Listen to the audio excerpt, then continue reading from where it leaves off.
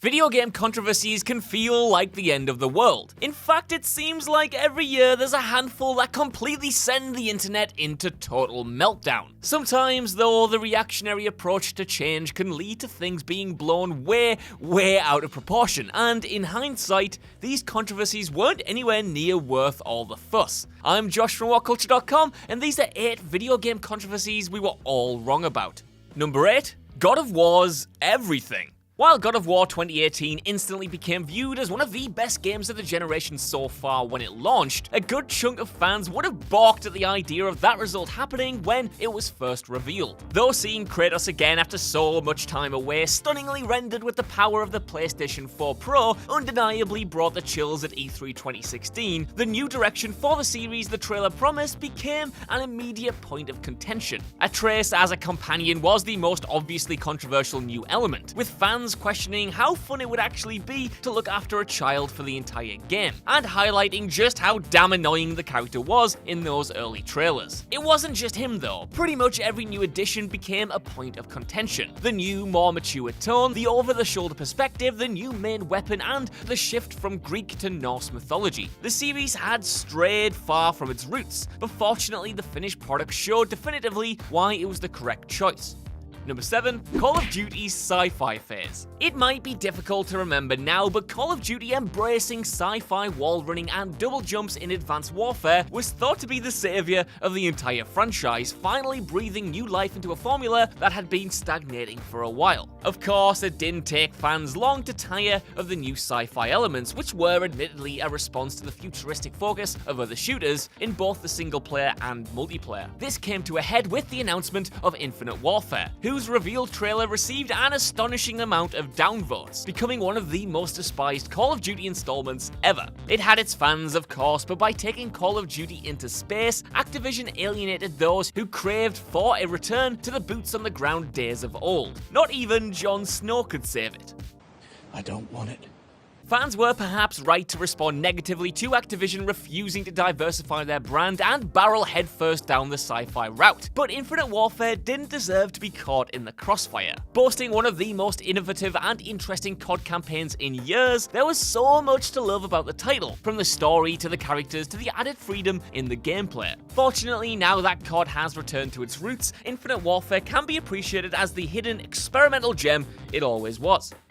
Number 6, Kiefer Sutherland as Big Boss. Now, I want to preface this entry by saying that the way Hideo Kojima went about replacing longtime voice of Solid Snake and Big Boss David Hayter was absolutely not cool, and the end result doesn't justify him being binned off so unceremoniously. That said, the switch to Kiefer Sutherland actually works in the context of Metal Gear Solid 5. For one, it functions as the very first indicator that you're not actually playing as the real Big Boss, but someone simply wearing his face, which does help differentiate this version of the character from that of the previous releases. It also works, however, because the final entry in the Stealth Saga is a deeply weird game. Pretty much everything from the mechanics to the structure of missions to the story itself is built around the idea of the phantom pain, the lingering paranoia that something is just slightly off. Consequently, the lack of David Hayter, just like the absence of quiet in the game's final hours, acts as another of these phantom pains, and in a weird way fits with the theme of the entire story. Of course, all of this is redundant if you're playing in Japan, where the original voice actor for Big Boss was kept, so let's just chalk this one up to a happy accident.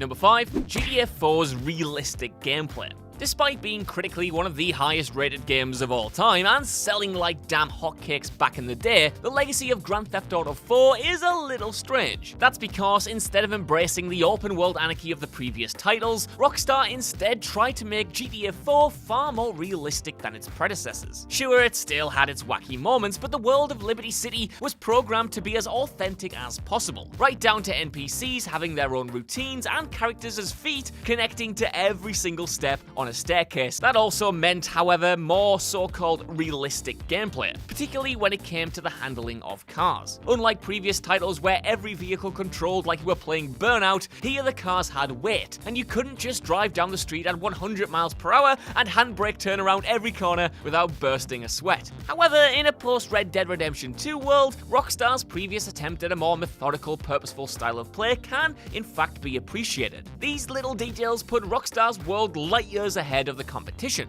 to the point where it still holds up 10 years later. Number 4. DMC's Hipster Dante.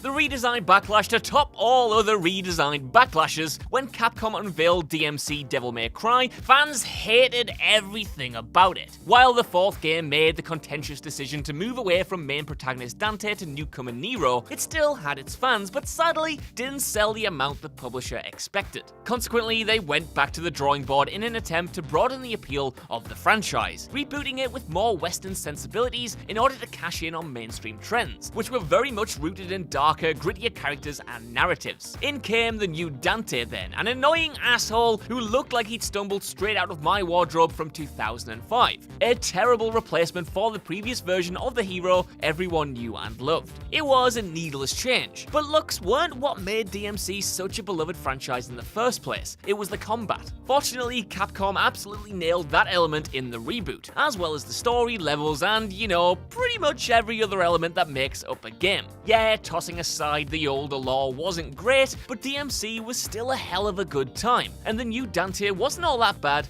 if you gave him a chance. Number 3. Spider-Man PS4's original costume. Though Sony's reveal of a new exclusive Spider-Man game was met with near-universal acclaim, there was one little detail which received immediate backlash: the costume. In order to signify that this was a new version of Spidey separate from both the comics and the movies, Insomniac redesigned the signature costume to include a huge white spider insignia, as well as other white tints on the regular red, black, and blue outfit, which unsurprisingly was a difficult sell to longtime fans, including me. Because, admittedly, I was one of the many people caught up on this decision, thinking it looked a little tacky and needless, no matter how much the developers reiterated that there was an in-universe reason for the change. How wrong I totally was. When the game launched and people had the time to adjust to the alteration, it was eventually embraced. It helped that Insomniac included plenty of other costumes fans could hop into instead, including the classic original, but the new design did undeniably distinguish this version of the wall crawler from all the rest. A few months after launch, the discourse had changed so much that the white suit was even included in Spider-Man Into the Spider-Verse, which gaming fans absolutely went crazy over. Number 2. Resident Evil 7's first-person view. At this point, Resident Evil fans should be no stranger to change. From the shift from tank controls to a third-person perspective, from swapping out zombies for Las Plagas infected mercenaries, the series has always been in a constant state of reinvention when it comes to the story mechanics and overall direction. Even with all that history though, the jump from a third-person perspective to a new first-person perspective in Resident Evil 7 went down like a lead balloon, with some die-hard fans who claimed the new direction just wasn't Resident Evil enough. In their defense, it wasn't just the perspective that had changed, but the entire style of the horror, the enemies, and the very lore itself. What seems to be forgotten though was that kind of radical change was exactly what the franchise needed. It had become entirely unfocused across Resi 5 and especially 6, to the point where a shift in perspective should have been the least of fans' worries. The 7th title has been embraced as the kind of kick up the backside the series so desperately needed. Number 1. Wind Waker's art style. Of all the complaints to come from fandoms towards creatives, Wind Waker's is not only the most misguided, but the one that's aged the worst. First up, some background. Nobody is going to deny that Ocarina of Time was a landmark moment, not only in video games, but for digital entertainment as a whole. To an entire generation of kids and teenagers embodying Link and going on a quest to save the realm, exploring Hyrule Field and journeying from dungeon to castle, desert to cave and back again, it felt like the most epic thing ever. Not to mention, the shift to playing as adult Link gave the experience a sense of maturity, grounding it as a real coming-of-age tale. All of this was doubled down on by Majora's Mask being creepy and interpretive as hell, so come the time we laid eyes on Wind Waker, thousands of fans who'd pegged Zelda as the series for adults and with adult themes ended up, well, losing it. The thing is though, The Legend of Zelda is a fairy tale. The unassuming hero, the princess, a dastardly evil that needs to be stopped, fairies, swords and shields, magic and horse riding, it's all archetypal fantasy, and absolutely fits being rendered as fantasy, more than anything approaching realism. And if you just want proof that a realistic aesthetic can be bad, well, just look at Twilight Princess. So that's our list. I know you guys thought about these so-called controversies down in the comments below. And while you're there, could you give us a like, share, subscribe, and head over to whatculture.com for more lists and news like this every single day. Even if you don't though, I've been Josh, thank you for watching, and I'll see you soon. Bye.